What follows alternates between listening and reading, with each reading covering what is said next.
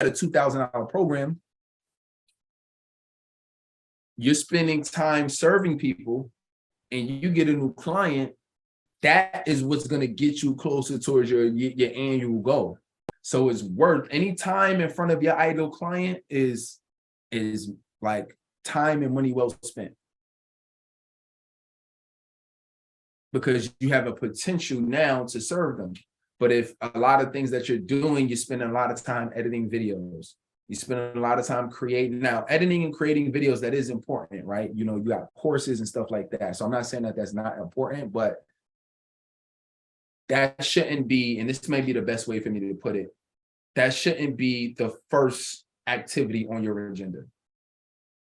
If you spent a day with me, you would see that I'm always focused on who am I speaking to today?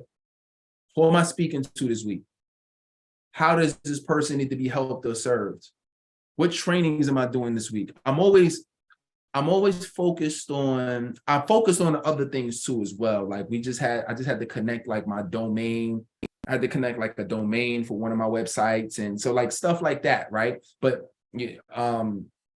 if you say, where's my mind at for majority of the day of things I got to do, I'm always focused on helping, serving, you know, who am I meeting with today?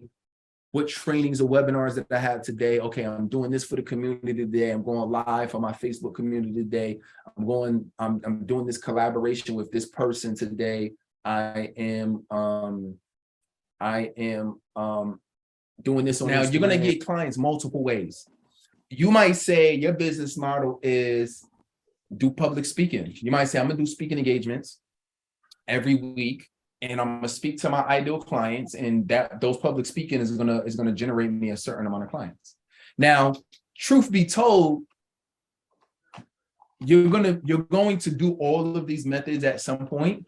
So I get clients all different types of ways, or I get leads and people are exposed to me all different types of ways, but you want to have a core way. And I think that's one of the things that's really missing online, where I see a lot of folks who want to do our industry, is that they don't have a core way. So you might make a few $1,000s doing, you know, running in a bunch of different directions, but if you don't have one go-to way, then you don't have, then which your that's just a matter of learning it. That's all it is. So if you say, you know what, I want to test this out, I'm willing to lose $5 a day. And I specifically say lose for a reason, because you will lose money at first, just because you just don't know. But if you want to test it out and you say, you know what, the good part about ads is you don't have to run it for a specific amount of time. Like Facebook doesn't require you, oh, you have to run it for 30 days or you have to run it for 7 days. You could literally run it for 2 days, 3 days at $5. You spend $20, you know what I'm saying? And you could just do that just to kind of get into the feel of the motion of what it's like to start doing ads. And then you learn it. You learn, how do I upload a photo or video to the ad? Where do I put the copy of the text? Where do I put the link? Where do I want to run that ad? In Facebook? Do I also want to run it on Instagram? Do I want to run it on Instagram stories? So that's all it really is. And it's just about learning the features of how to do it. But there's plenty of trainings. Facebook has plenty of trainings on that. And you could look up, you could watch trainings on YouTube until your face turn blue. So that's the easy part. Learning how to do it, it's not overnight, but learning it is the easy part.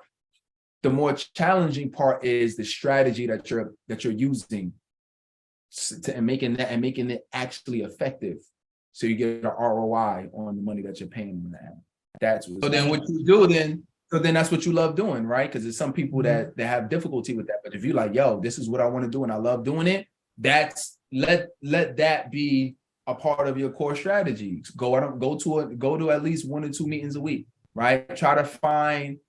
And I'll give you a hint. If you're gonna do things in person, because you don't have unlimited time, you got 3 jobs. So like the time that you have needs to be very strategic, right? So don't go to everything, but go to the places where the decision makers are at. So anywhere that a principal is gonna be at might be good, right?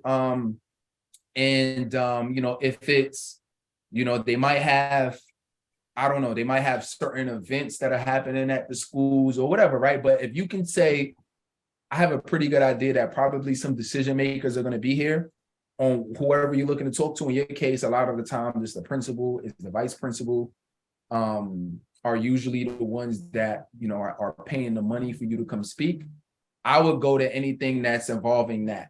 It might be a parent-teacher conference. It might be, I'm looking for characteristics and skill sets.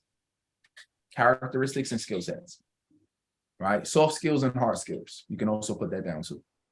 So I'm looking for, first and foremost, it sounds counterintuitive, but I'm actually over having specific skill sets. I'm actually looking for a personality type. So I'm looking for somebody who is great at communication. I'm looking for somebody who has fast response time. And it depends on what you need. But when I'm looking for people who can get things done fast. I'm looking for somebody I don't have to micromanage. I know like they can be on top of it quickly. I'm looking for somebody who's detail oriented. I can't have you sending out emails, forgetting certain things, and we got to keep reaching out to our clients. Or if I have you charge somebody or send an invoice, you double charging, all of that, you can't do all of that. You know what I'm saying? So I need somebody who's pays attention to detail. I need, I'm looking for somebody who really cares about people. I'm looking for somebody who, I want you to have a passion for entrepreneurship, so I want you love business. I want you to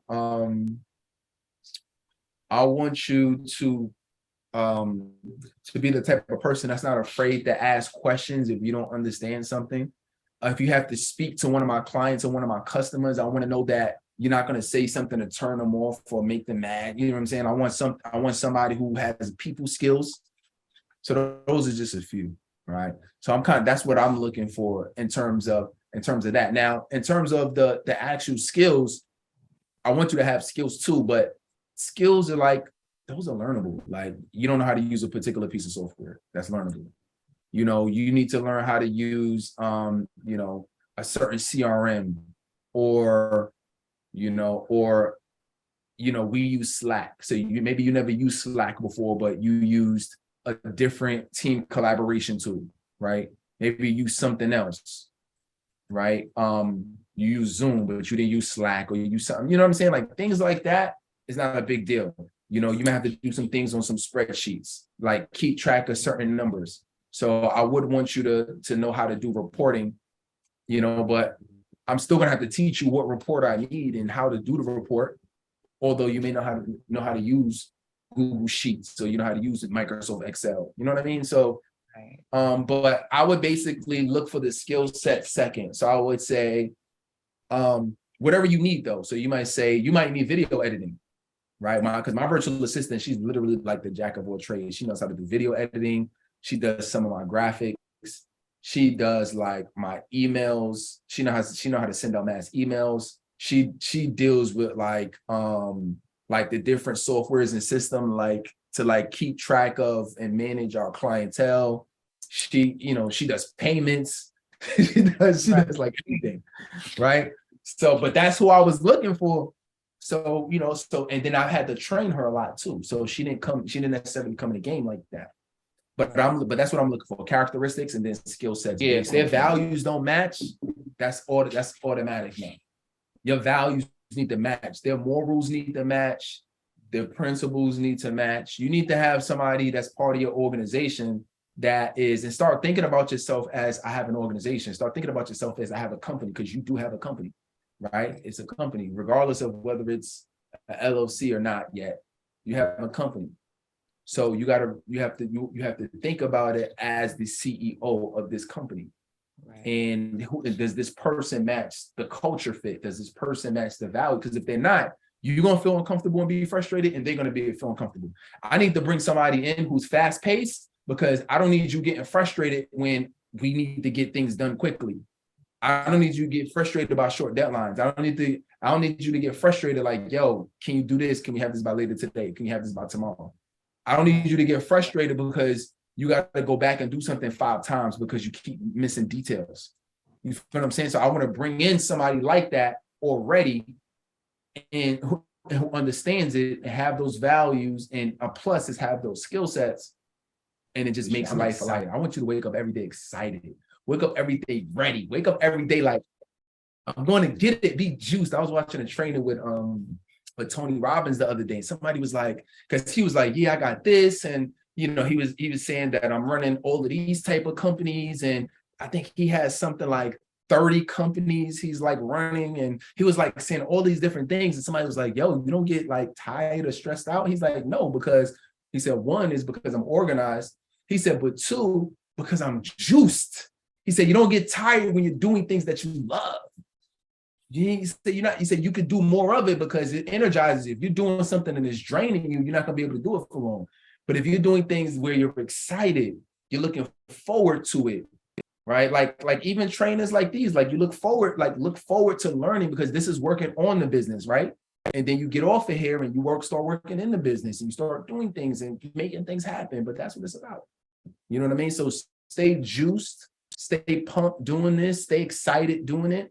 And at some point, look at getting the help or hiring certain services, especially if it's taking you a long time to do something. It might be just best just to hire somebody to do it.